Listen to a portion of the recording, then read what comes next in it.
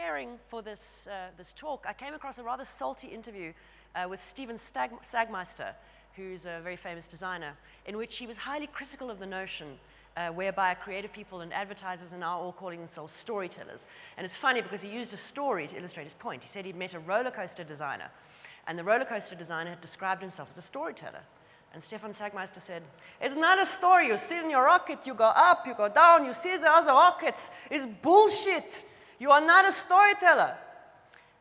I'm not here to debate that point right now. I just want to tell you a couple of stories. The first is a story about the first moon landing. On the 40th anniversary of the first Apollo moon mission, the JFK Memorial Library recreated the experience online. We choose to go to the moon. We choose to go to the moon in this decade and do the other things, not because they are easy, but because they are hard. On July 16, 1969, that dream became a reality. 1, 0, all engine running. Liftoff. Liftoff on Apollo 11. Our assignment, honor this historic achievement. Our idea, return to the moon and bring the world with us. On July 16, 2009, exactly 40 years after Apollo 11, WeChooseTheMoon.org went live. Visitors to the site climbed aboard for a real-time recreation of the 4-day mission.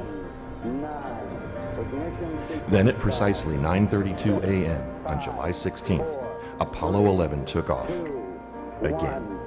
0, all engine running. Liftoff. We have a liftoff. 32 minutes past the hour. Liftoff on Apollo 11. 11 of the most important stages were portrayed vividly, just as they happened in 1969. And more than 100 hours of audio transmissions between Houston and the astronauts were heard just as they were heard 40 years earlier. Yeah, Houston, Apollo 11 and gave us a magnificent ride. Visitors could track their progress on a desktop mission tracker, and email updates alerted millions to key moments. Over 400 photos from the NASA archive and JFK library could be viewed throughout the trip. This is as good as another. That really is one, I'll tell you. And 650 of the most interesting audio transmissions were rebroadcast via Twitter exactly 40 years after they were said. Until finally, just like in 1969, at exactly 4:17 p.m. on July 20th, 2009, Tranquility Base here. The Eagle has landed. the world landed on the moon. During the 4 days, over 1.25 million unique visitors traveled to the moon. 30,000 followed on Twitter. By the way, from the JFK Presidential Library is recreating every minute of the Apollo 11 mission. Media coverage generated over 160 million impressions worldwide, including live coverage on CNN. And the event was picked up in countless stories in newspapers, websites, and blogs. Since launch, the site has received 3.5 million visits and counting from 216 countries. The site will soon be featured in the collection at the JFK Presidential Library and Museum. In 1969, 3 men went to the moon. That's one small step for man, one giant leap for mankind. 40 years later, millions followed in their footsteps. I think that last sentence is so telling, So now in the control room. that the whole world was able to go to the moon 40 years later. I have a picture of Buzz Aldrin's wife watching the lunar module landing on this tiny little black and white television screen filled with static. The interesting point about this is that audiences 40 years later would have had a far more real, immersive experience of the moon landing than the original audiences, the original people who lived through the event. It was brought to life in an incredibly vivid and beautiful way, and I would encourage you to go and look at this website. It is magnificent. And you have access to all the archived footage, all the interactions, the sound recordings of the interactions between the astronauts and mission control. The other thing that this campaign did magnificently was play on the real-time nature of social media. in order to bring the experience to life in what felt like real time. You basically relived the entire experience as it would have happened. But online storytelling doesn't have to be an extravaganza. Twitter, for example, provides a wonderful platform for short storytelling. And part of the thing with Twitter, obviously, is the constraints. This is an account called Very Short Stories, which I adore. And this is a typical example. On your birthday, I took you out to celebrate. We reminisced about our years together, then returned you to your crypt till next year. And this brings me to my next story, chapter 2. This is the story of David Willis, a Texan who got locked in Waterstone's bookstore in Trafalgar Square last year. He's upstairs, he comes downstairs, they've locked the bookstore and gone home. He posts this photograph on Instagram, and he also posts on Twitter. There's no response. So 2 hours later, he tweets, "Hi Waterstones, I've been locked inside your Trafalgar Square store for 2 hours now, please let me out." Waterstones responds, "Thanks for the tweets, we'll be back online at 9, happy reading." This is not the social media lecture. And what happens next is that people see the tweets and get in on the action. My theory is that John Grisham's publicist is behind #Waterstones, It's crazy, but it's the best idea we've got. Get me a tourist. Now, of course, he is the Waterstones man, right? He's a character. And this narrative starts to unfold. I hope the Waterstones Texan is repeatedly swiping his Waterstones card. If he does it 50,000 times, he gets a free little book of dreams. They start sending him suggestions. And now it's getting late.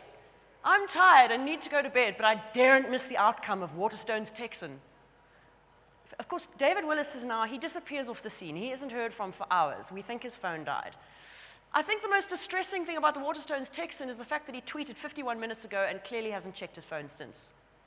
And now people start speculating about what he's doing. Anyone know how long Waterstones Texan has been in there? Or how long air lasts in a closed bookshop? I need to know more about the Waterstones Texan. Rolling updates on his status. Is he alive? Is he reading? Does he have a bookmark? It's like this guy has no idea we're all waiting for an update. If he's rearranging books, then all is forgiven. Oh God, we've reached the nail-biting suspense midpoint of the Waterstones Texan narrative arc. Will he overcome? The world needs to know. And the point about this is that the narrative arc is being created by people on Twitter, entirely spontaneously. Thousands of people are filling Trafalgar Square holding candles. This story has touched so many people. Pray for Dave. And then #free David Willis. Waterstones eventually wakes up and they announce that he's been released. And then there's a sad little tweet from David Willis, "I'm free," which is very sweet. But it doesn't end there, right? People are now completely into the story. Waterstones guy's out, dazed, wrapped in foil blanket, helicopters overhead, couple of Catherine Cooksons down his Y fronts. Somebody makes up a picture. First photo of the Waterstones Texan after his release. Reports that the Waterstones Texan was dragged from the building shouting, "Just one more page," have not been confirmed. And this is from his girlfriend. This is the final tweet. "Did you seriously just tweet before you texted me?" It's very funny. And so I think the point of that is that the centrality of storytelling, the authority of storytelling has been radically decentralized. People now have the ability and the inclination, actually, to create compelling narratives online, seemingly spontaneously, and almost without provocation. I mean, that was an incredibly gripping story, something that you almost couldn't have made up. So chapter 3 is about how we can now invite the audience to co-create stories with us. Whoops, sorry. We can now invite the audience to co-create stories with us. And this is a story called Lifeline, and it's a little interactive game created for the Apple Watch and also for the iOS. And the story is that you get text messages from an astronaut who's lost in space. So if you sign up for the story, you get these little text messages, and you have to guide him. So it's the choose-your-own-adventure for the digital age. But it's a very compelling story because this little character has been created in an incredibly lifelike way.